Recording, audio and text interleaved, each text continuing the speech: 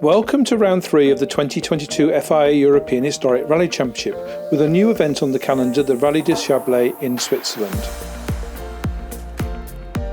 The rally is based in the beautiful historic town of Aigle in the canton of Vaud, which nestles at the foot of the majestic Swiss Alps. The town has a current population of just over 10,000, with the majority having French as the first language.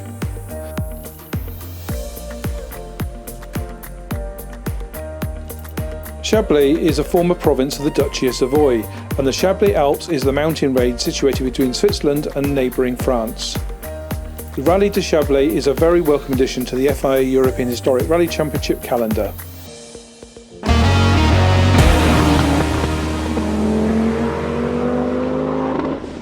The Rallye Du Chablais will be held over 3 days, starting with scrutineering and the ceremonial start on Thursday the 2nd of June.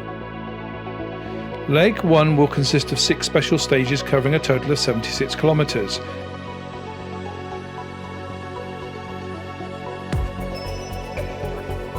Stages 2 and 3 will be run twice, with stage 1 also being stage 6 to end the day.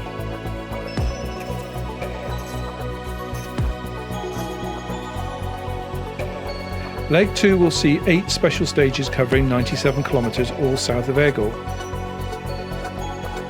Stages 7 and 8 will be run twice, followed by stages 11 and 12, which will also run twice to complete the 14 stages of the Rallye Du Chablais.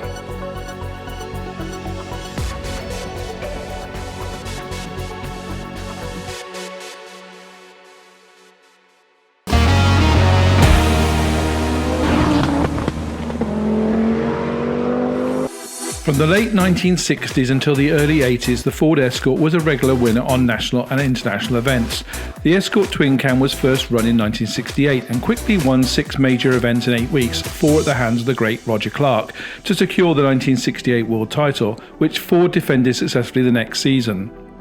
In the early 1970s, the Ford Escort continued to dominate, with the Escort RS 1800 Mark II being introduced in 1975. In 1979, Ford and Beyond Volgard secured the WRC manufacturers and drivers titles. In 1981, Ari Vasner became world champion in an Escort, the only privateer to ever win the World Rally Drivers' Championship. There are no less than 11 Ford Escorts entered in the 2022 FIA EHRC, with 2 in Category 1, 3 in Category 2 and 6 in Category 3. The car that we're using here is the Mark II RS 1800. It was originally built by a guy called Roy Alcorn in Ireland in the 1980s, and then in the early 2000s my brother Greg purchased the car, which was heavily damaged at the time, rebuilt it and did a number of local rallies in it. And then it was actually the same car I used on the first year I did the British Historics. I did a number of rounds of British Historics and the RAC rally, the Roger Albert Clark rally, back in 2007. So it's that still original car. I used it that year, and then I built a new shell, a newer, stronger shell, and I used the running gear of this car in it. So then this car went back for a sort of a refurb, rebuild, and the car wasn't used again then until 2016, where I took the car to Rally Australia. Me and a number of friends went there with 5 Escorts, and we did Coffs Harbour, and it was a bit of a strange one, but it was more of a holiday than it was anything. So that was the start of the car back. The car spent a couple of years in Australia, then Greg went out and did a regularity rally in the car the following year. The car then came home, and we've decided to get the car up to spec and use it on the FIA Championship this year. So it's still the original car, but like Trigger's broom, as you would say, but there's quite a good history with the car. It's been a long time in the family, and I've been lucky enough to use it again this year. So it's going okay. We've had a few issues with the engine and things. We've actually got the engine out of my Force car now in the car, which will be a newer engine. So it'll be quite interesting to see how that goes after the disappointment in the Czech Republic. But yeah, looking forward to it and really enjoying it.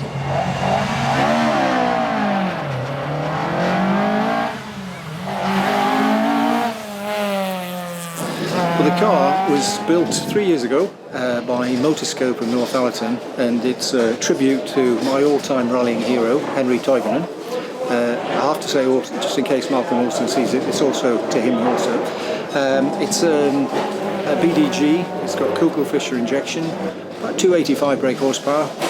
We've had it in the forest, it's a bit too much wheel spin, but I think I'm more comfortable on asphalt than I am certainly in the forest.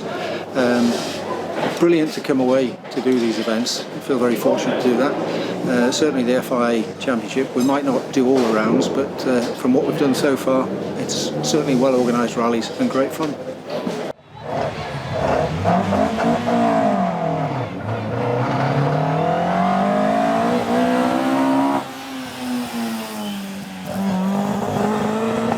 So we're really pleased to be running an Escort Twin Cam, which is the first model of Escort back from the late 60s. We're one of the very few Escorts in Category 1, and one of the ones that I think it was Roger Clark back then from the Works team brought out the Twin Cam in place of the earlier models, and that was the start of the Escort being highly successful for a couple of decades. And here we are in basically the same car recreated, and it's really fun to drive all these years later. They're well developed, fairly easy to maintain, and being back-wheel drive, it's can be very spectacular at times, which is great fun for us and also hopefully the spectators.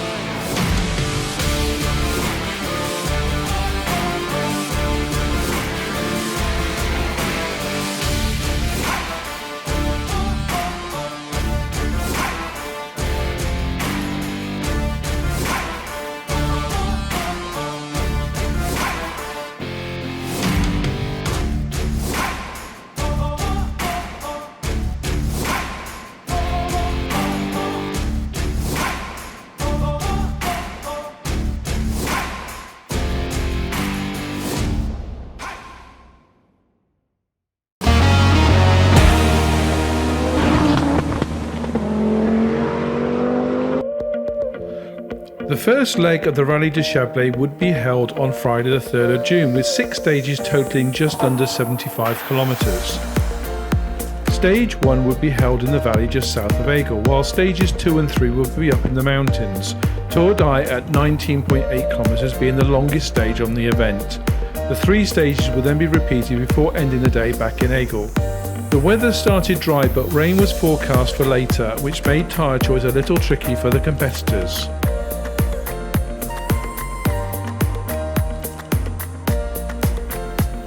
Stage 1 was held south of Aigle, with plenty of spectators enjoying seeing the rally cars of yesteryear.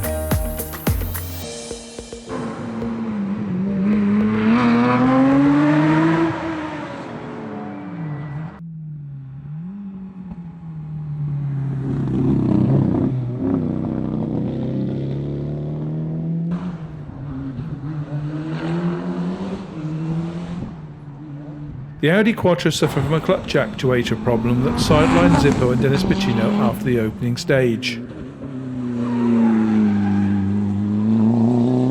Round 1 winner Pascal Peru was pushing hard, the Swiss driver enjoying his home event, setting the fastest overall time on stage 1.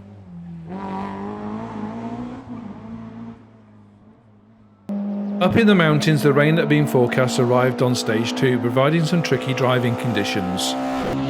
Peru was being challenged by fellow Swiss driver Marc Valicioni in the number 2 BMW, Willy Savasti in the Lancia 37 and Mats Marcel in the Ford Sierra Cosworth.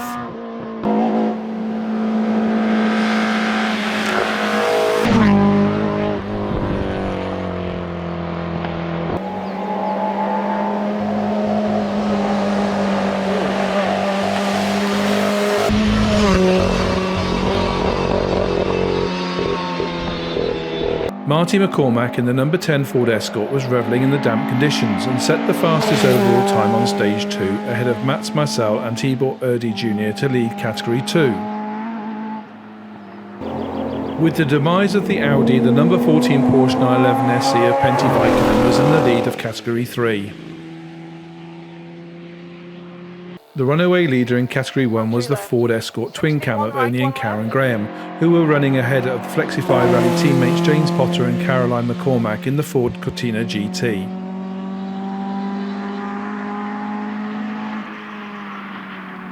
And 2 left. Long 1 right and 2 left.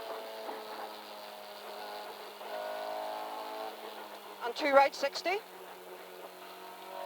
Very long 2 left over bridge continues. Very long 2 left over bridge continues. 101 right, 2 left.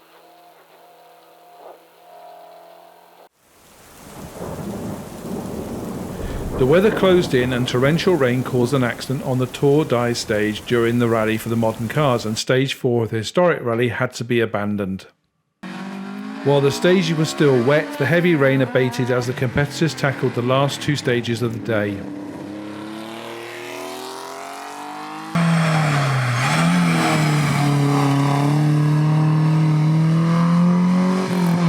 Pascal Peru was leading by just 0.7 seconds after stage 5, but on the final stage of the day the Swiss driver clipped a tree. The crew were okay, but the BMW was heavily damaged by the impact.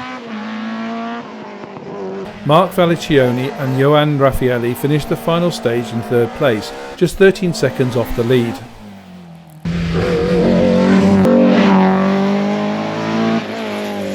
Ville Sebastian Risto Paitalainen was second after stage 6, 0.8 seconds ahead of the number 2 BMW. The leaders at the end of the opening day of the Rallye Du Chablais were Mats Marcel and Esko Juntler in the number 7 Ford Sierra RS Cosworth 4x4. Mats Marcel and Esko Juntler were leading overall, with Category 2 leaders Martin McCormack and Barney Mitchell in 4th, 38 seconds ahead of Carlo Mille and Stephen Vinker in the Porsche. Category 1 leaders Ernie and Karen Graham were lying in 9th overall at the end of the first day, 2.5 minutes ahead of their nearest rivals. The Audi Quattro of Zippo and Dennis Pacino would rejoin the rally on leg 2 after repairs, but Tibor Erdi Jr.'s Sierra was another retirement on day 1 with a problem with the differential.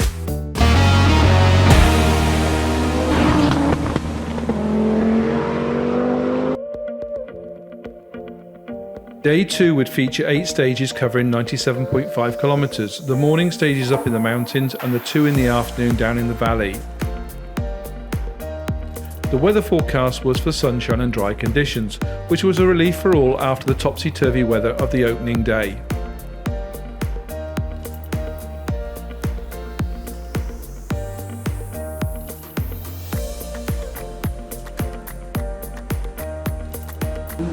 Mats Marcel led the way in the Ford Sierra RS Cosworth, but his slender lead was cut to just 1.8 seconds after the first stage of the day after Mark Valicioni went quickest.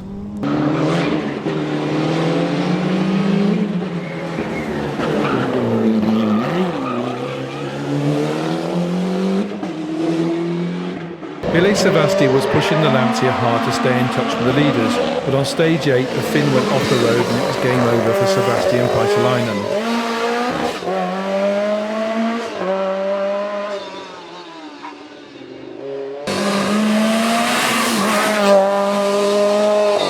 Mark Valicioni and Johan Raffaelli were pushing ahead and went into the overall lead on stage 8, and after stage 9 were 22 seconds in front of Mats Marcel and Esko Juntler.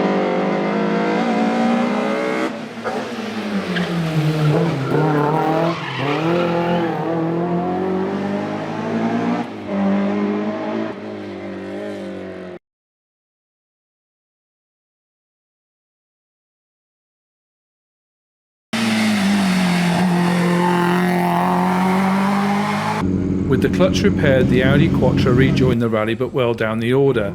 Zippo and Dennis Pacino were determined to close the gap by as much as possible and set the fastest overall times on stages 8 and 9. But their bad luck continued as a turbo failure on stage 10 meant the Audi had to retire for the second time in 2 days.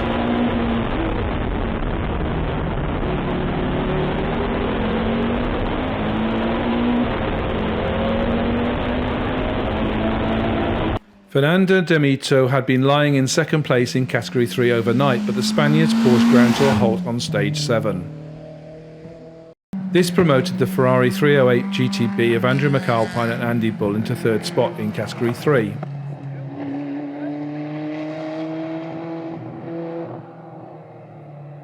Pentti Vaikkonen was still leading the category until the engine lost power due to a gasket failure. The Finns coaxed the car home but dropped to second place.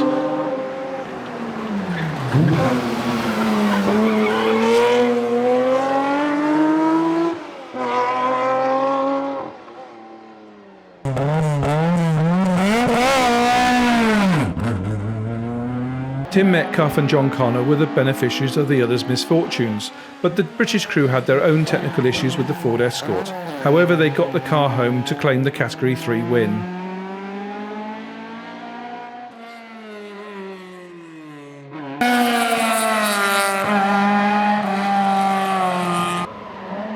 Martin McCormack was up to third overall and leading Category 2, pushing on to finish the day over 6 minutes ahead of the Porsche 911 Carrera RSR of Carlo Miele and Stephen Vinker.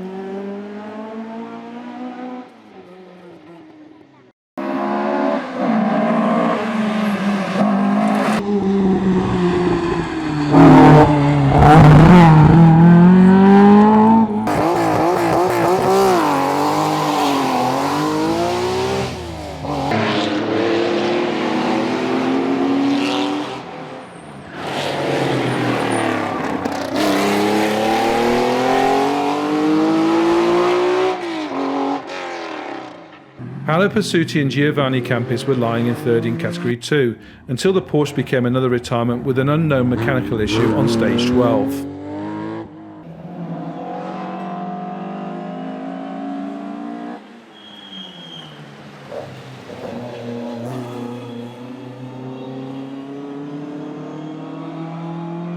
Ernie and Karen Graham powered to their third win of the season in the Category 1 Ford Escort Twin Cam. The British crew taking the fastest category time on 7 of the 8 stages to finish nearly 6 minutes ahead of the Porsche 911S of Antonio Parisi and Giuseppe D'Angelo.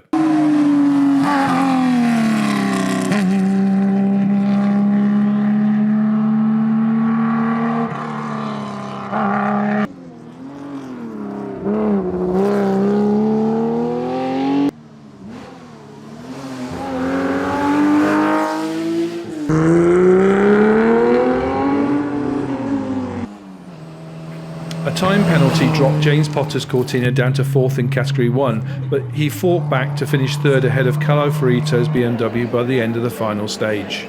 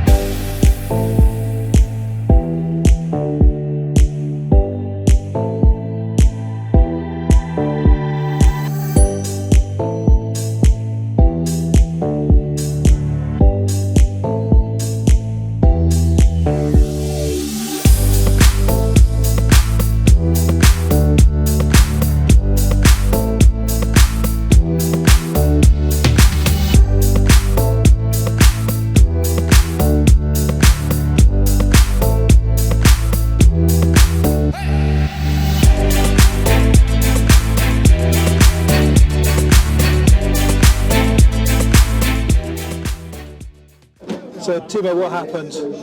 We had on SS11, starting from there, we had engine problems and lost a lot of time, but we are lucky to be here.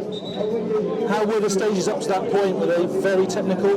It was a good combination. They were technical, and we are really satisfied with the stages. Well, the issue is how to communicate with the people. Tim, that was a bit unexpected, wasn't it? It was indeed. I mean, it's been a very hard couple of days. I have to say it's quite an ordeal in a way, but I mean, the rally itself is tough. We've had quite a few issues. We didn't think we were going to make it out this morning. We didn't think we were going to make it out this afternoon for different issues. Intercom issue, but well, we're here and just pleased to be here. And the stages, they're very, very different. The ones this morning up in the mountains this afternoon. Yeah, they're more, well, certainly the ones yesterday are very, very fast, and today is more, let's say, twisty and more tricky. Technical is the word, sorry, John translating for me there. But yeah, I mean, I quite enjoyed the Collonges stage with the laps, even though it was,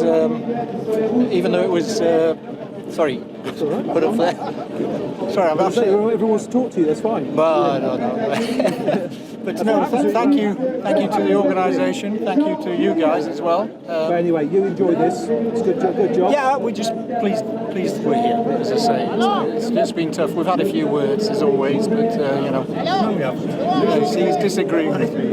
Brilliant job. He's just starting to be an old lady. Brilliant guys, well done.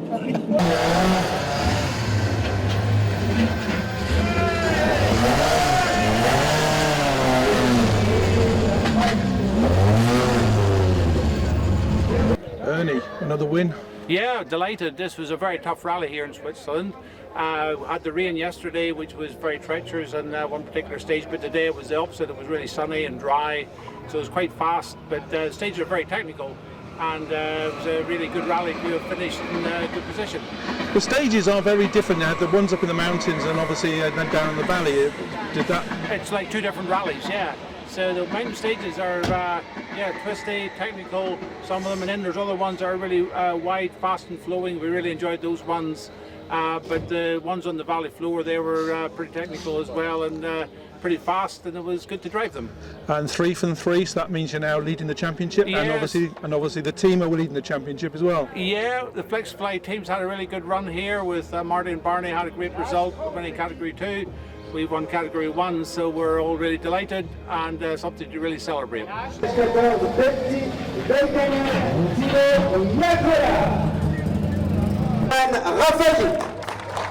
Et on passe tout de suite à l'hymne national suisse en lien avec Marc Gallicini. On aurait voulu mettre l'hymne corse, mais l'officialité nous oblige de mettre... Marty, great result, 3rd overall and Category 2 winner. Yeah, we had a great result. You know, we kept our heads down. We had some really good stage times today. The EHRC doesn't seem to like the high altitude too much, and I don't think the driver likes it either, to be honest. Started to get a few dull, sore heads. But no, it's been a real challenge. Like, you know, rallying at these heights and in this place, it's just been absolutely magic. We've had a very good run. The cars stuck together absolutely brilliant. Barney's done a good job, kept us on the road, and you know, fair play to all the boys. The cars ran faultless all weekend. Greg, the brother, and Giggsy's been running about after us all weekend, so it's been really good, and you know, no drama, good, nice, clean rally. So we're very pleased. Weather and stages, got to talk about those. On Friday the weather was really challenging. We did the first stage was fine, no problem at all. Second stage then we actually ended up on top of the mountain with a set of medium to hard slicks, and that was really difficult, but we managed not too bad because the running water wasn't there. We had a good stage time on that actually compared, but we didn't get any wets on for the third stage, and we hemorrhaged a lot of time there. There was running water, it was like a monsoon, and we were on a hard medium slick, and we just hemorrhaged time. We lost 2 minutes in that stage, so we've been really playing catch up since then. You know, and that's been the real call. You know, what tyres you put on. Well, it's today the weather's been really stable, really dry. It's just been keep putting tyres on it. So it's been one of them weekends where everything's been thrown at you. But it's you know, we came out here with a great result, and we're really happy. The next event is the 55th Mexec Rally in Hungary on the 23rd to the 25th of June.